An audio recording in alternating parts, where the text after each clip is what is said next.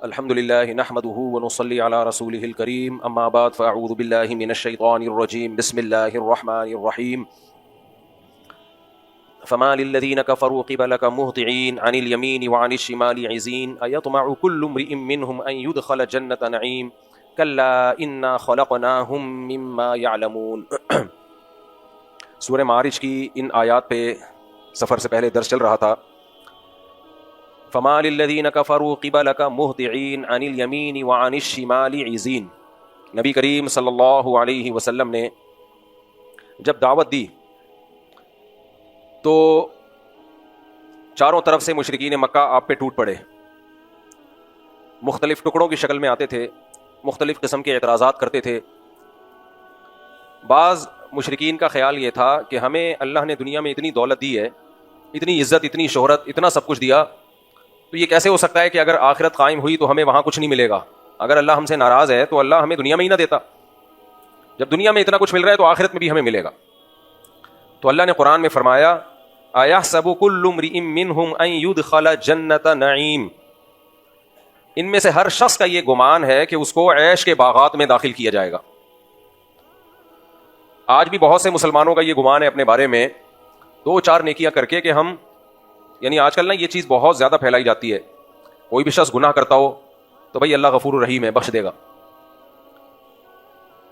قرآن کیا کہتا ہے؟ ان الذین یکسبون الاثم سیجزون بما کانوا یقترفون۔ جو لوگ گناہ کر رہے ہیں انہیں اس گناہ کا عن قریب بدلہ دیا جائے گا، سزا دی جائے گی۔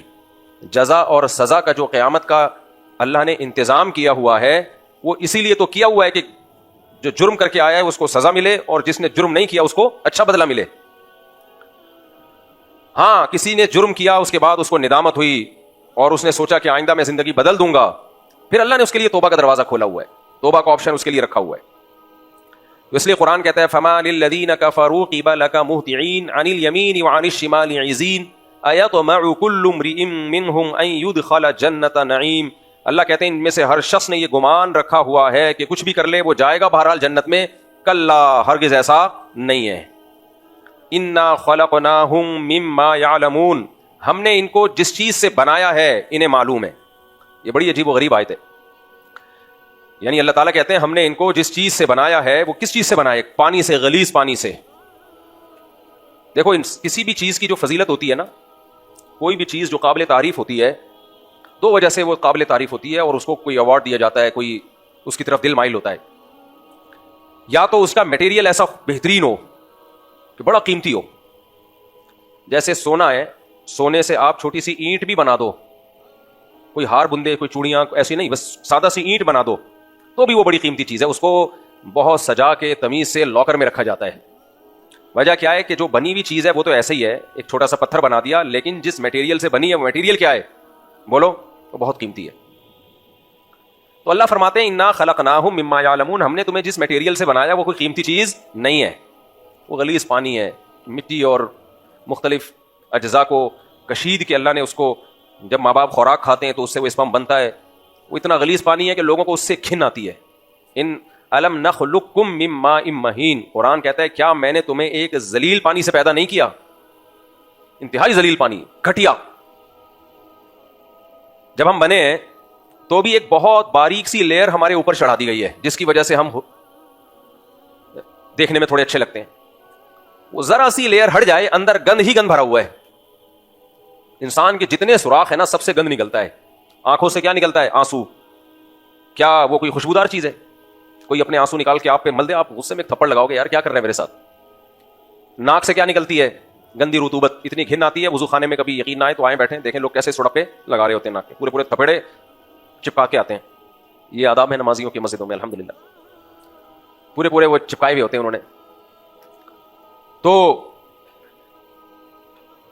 کان سے کیا نکلتا ہے؟ میل، تیلیاں ڈال ڈال کے لوگ نکال رہے ہوتے ہیں، کسی کو دکھائیں کتنا غصہ آتا ہے، بھائی اپنا گند ہمیں کیوں دکھا رہا ہے؟ ایک سوراخ کان ہے، منہ سے تھوک، کسی کے اوپر تھوکو چماٹ لگائے گا وہ۔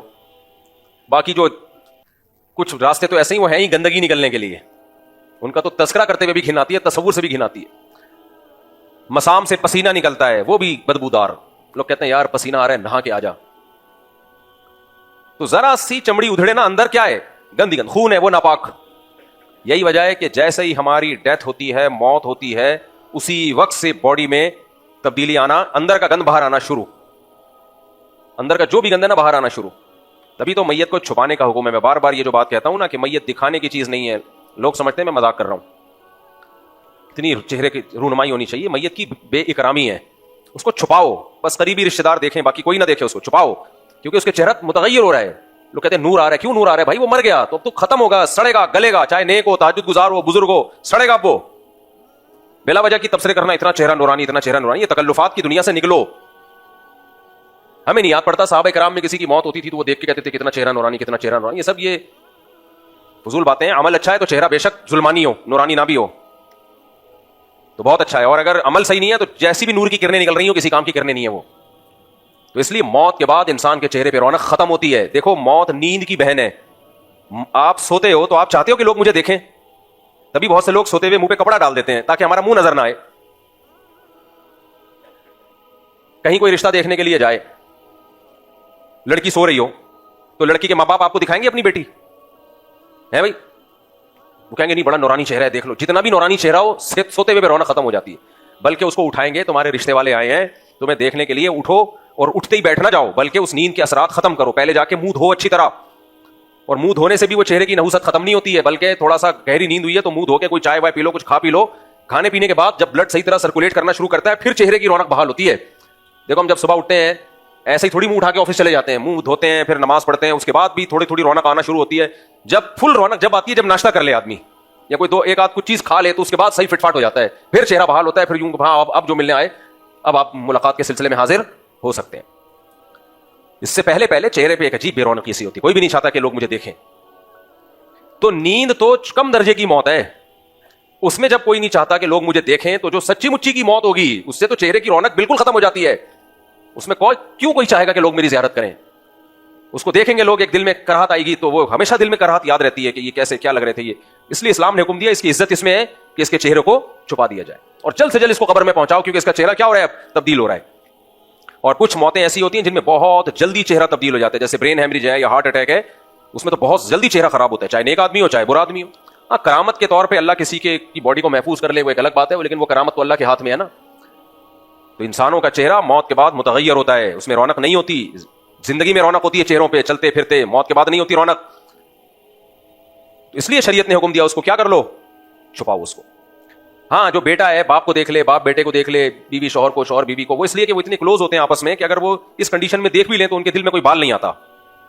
لیکن عام آدمی کے لیے نہیں ہے. اس لیے میت کی تصویریں وائرل کرنا اور میت کو چارپائی لٹا کے پوری لائن لگا کے دکھانا کہ آؤ دیکھتے چلے جاؤ, یہ بے وقوفوں والے کام ہے, بری حرکت ہے, اسلام کے مزاج کے بالکل خلاف بات ہے. یہ عرب لوگ, کیونکہ ہم لوگ اجمیوں میں, جو ہم لوگ غیر مسلموں میں زیادہ رہے ہیں نا اجمی لوگ, اس لیے ہمارے یہاں بہت ساری چیزیں کہاں سے آئی ہیں, ہندوؤں سے اور دوسرے قوموں سے آئی ہیں. تو مسلمانوں کا جو اصل کلچر تھا وہ دوسری قوموں میں مرج ہونے کی وجہ سے ختم ہو گیا. عرب چونکہ دوسری قوموں کے ساتھ کم رہے ہیں, وہاں یہ نہیں ہوتا یہ سب کچھ ڈرامے. سعودی عرب کے جو سابق بادشاہ کی جب ڈیتھ ہوئی ہے نا, تو آپ کو پتا ہے اٹلی میں ایک پادری یا فرانس میں ایک پادری یہ منظر دیکھ کے مسلمان ہو گیا. بادشاہ کی ڈیتھ ہوئی ہے, ڈیتھ ہوتا ہی غسل دے کے کفن دے کے سادہ طریقے سے لے جا کے دفن کر دیا, فینش.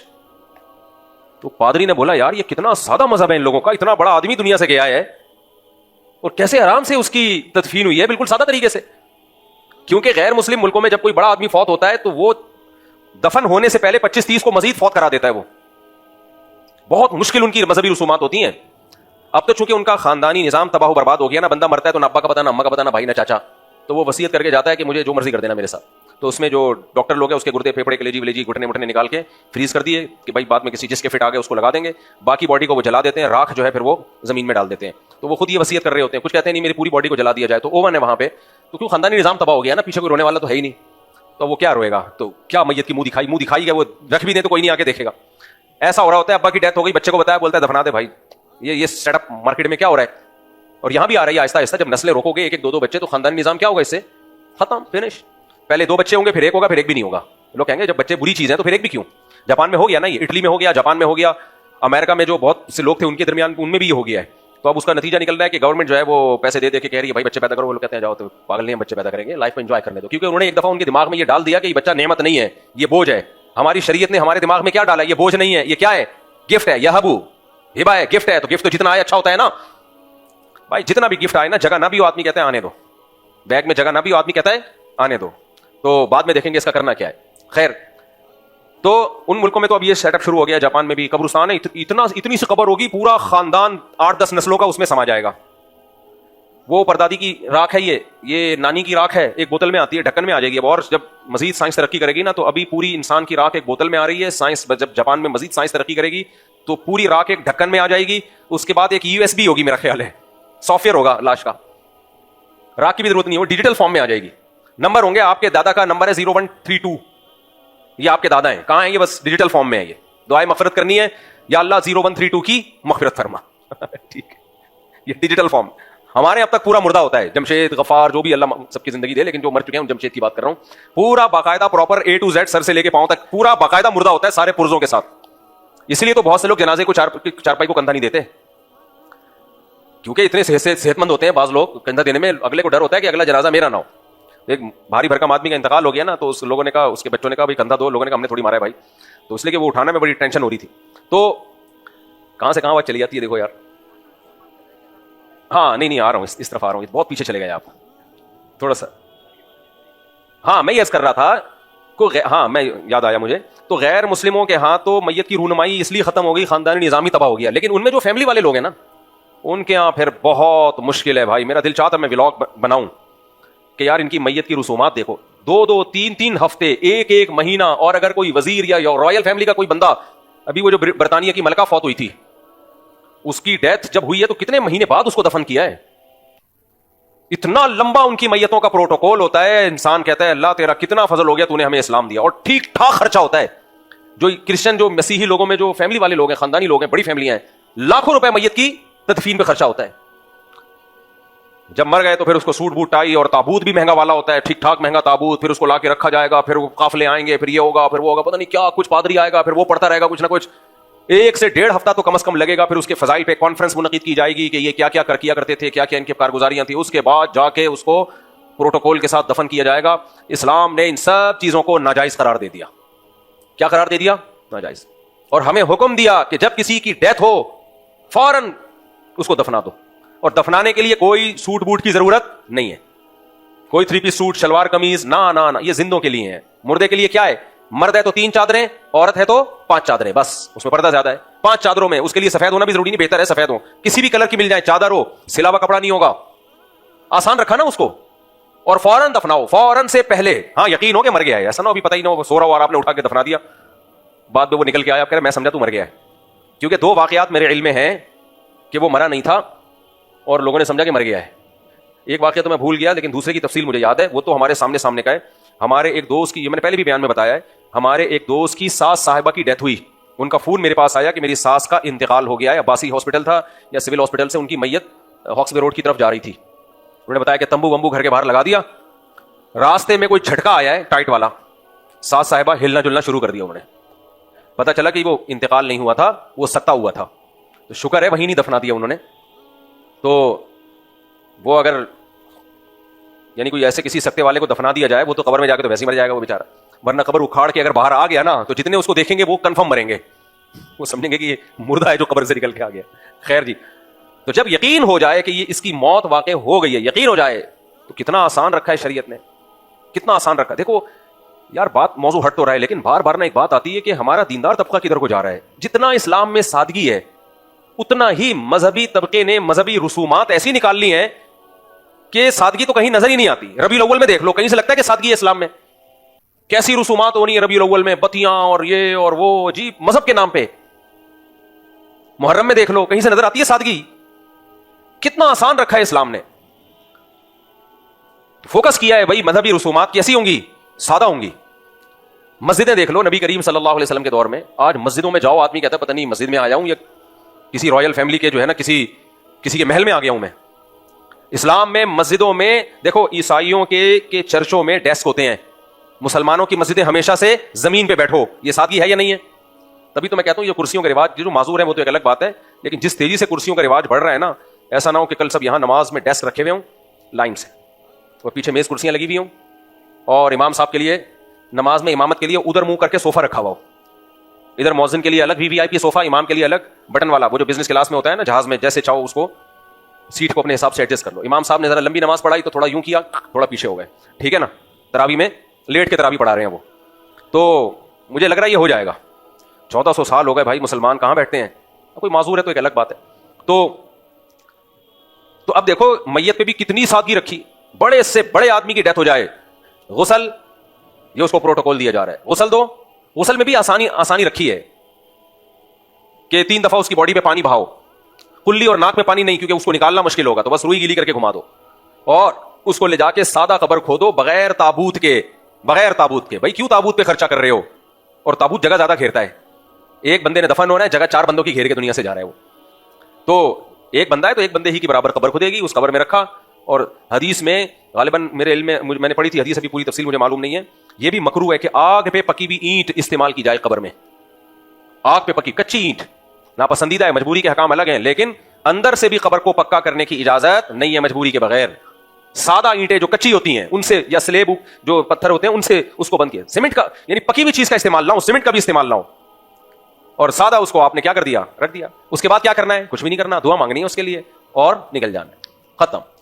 اب ساری زندگی پڑی ہے, آپ اس کے لیے دعائیں مغفرت کرتے رہو, صدقات خیرات کرتے رہو. ہم نے کتنی ٹینشنوں میں میت کے لواحقین کو ڈال دیا کہ دفن کر کے آؤ, سب سے پہلے کھانا. 3 دن تک لنگر چلتے ہیں, کھانے چلتے رہتے ہیں, تمبو لگے ہوتے ہیں, لوگ آ رہے ہوتے ہیں تعزیت کے لیے, بیٹھ جاتے ہیں دھرنے مار کے, 2-2 3-3 دن تک بیٹھے رہتے ہیں, اور پھر دعاؤں کا پروگرام چلتا رہتا ہے. پھر آتے رہتے ہیں, جاتے رہتے ہیں, آتے رہتے ہیں, جاتے رہتے ہیں. جو جس بندے کے ہاں میت ہوئی ہے نا, وہ ایسی ٹینشن میں آتا ہے دنیا کے کسی کام کا نہیں رہتا وہ شخص. اور چاہتے تھے سادگی. حضرت نے وصیت کی, میری جیسے ہی وفات ہو فوراً سے پہلے غسل, کفن, دفن. پبلک کیا انتظار نہیں کرنا کہ زیادہ بڑا مجمع ہو, جنازے کے لیے مجمع کا انتظار نہیں کرنا. دیکھو جتنے زیادہ لوگ جنازہ پڑھیں میت کو فائدہ ہوتا ہے, لیکن یہ جو اسی وقت جتنے جمع ہو جائیں, انتظار کر کے نا کہ تاکہ زیادہ سے زیادہ لوگ آئیں, زیادہ سے زیادہ لوگ آئیں, یہ سنت کے خلاف ہے ایسا مجمع. زیادہ مجمع جب فائدہ دے گا میت کو کہ جب وہ سنت کے مطابق ہو. آپ نے میت کو دفن کرنے میں تاخیر نہ کی ہو, اتنی تاخیر جتنی قبر کھدنے میں تاخیر ہوتی ہے, اتنی تاخیر تو ٹھیک ہے, پھر جتنے لوگ آ جائیں, اس سے زیادہ تاخیر ٹھیک نہیں ہے. لیکن آج ان احکامات کی دھجیاں اڑائی جا رہی ہیں. دیندار گھرانوں میں بھی ایسے ہی ہے, کسی بڑے بزرگ کی ڈیتھ ہو جائے, وہ وفات ہو جائے, تو پھر دیکھو ابے دفناؤ نہ, اتنا لمبا پروگرام چلتا ہے, 2-2 دن, ایک دن. پھر منجلا بیٹا وہاں سے آ رہا ہے, پھر جاپان سے سیٹ نہیں مل رہی ایک بیٹی کو, پھر امریکہ سے سیٹ نہیں مل رہی ایک بیٹی کو. بھائی چھوڑو, دفنا دو, وہ آ جائے گی تعزیت کے لیے. یہ سب دیکھو, میرے والد صاحب کی ڈیتھ ہوئی نا, بہت مشہور آدمی تھے میرے والد صاحب ہمارے علاقے کے, اللہ ان کی مغفرت فرمائے. 12 بجے ان کی رات کو ڈیتھ ہوئی ہے. میں مدرسے میں تھا, مجھے اچانک ہارٹ اٹیک ہوا تھا نا, پہلے پتا چلا طبیعت خراب ہے, ہمیں نہیں پتا تھا اتنی زیادہ طبیعت خراب ہے کہ ڈیتھ ہو جائے گی. 11:30 یا 12 بجے اطلاع کی وفات ہو گئی. رات کو 12 بجے میں فوراً مدرسے سے گھر پہنچا. ایک اتنا بڑا جھٹکا تھا دل پہ جس کا تصور نہیں میں بیان کر سکتا, کیونکہ چلتے پھرتے گپ شپ لگاتے ہوئے گئے دنیا سے. لیکن ہم نے کیا کہا, ہم نے کہا بھائی فوراً قبر کھدوانا شروع کر دو. یہ کہنا بڑا مشکل ہوتا ہے کہ بھئی آپ کے والد آپ سے گپ شپ بھی ہو, دوستی بھی ہو, ہنسی مذاق بھی ہو. ہمارے والد صاحب بہت بے تکلف تھے, ایسے نہیں تھے جیسے ابا لوگ گھر میں آتے ہیں نا, ناک پہ مکھی بٹھا کے بیٹھ جاتے ہیں.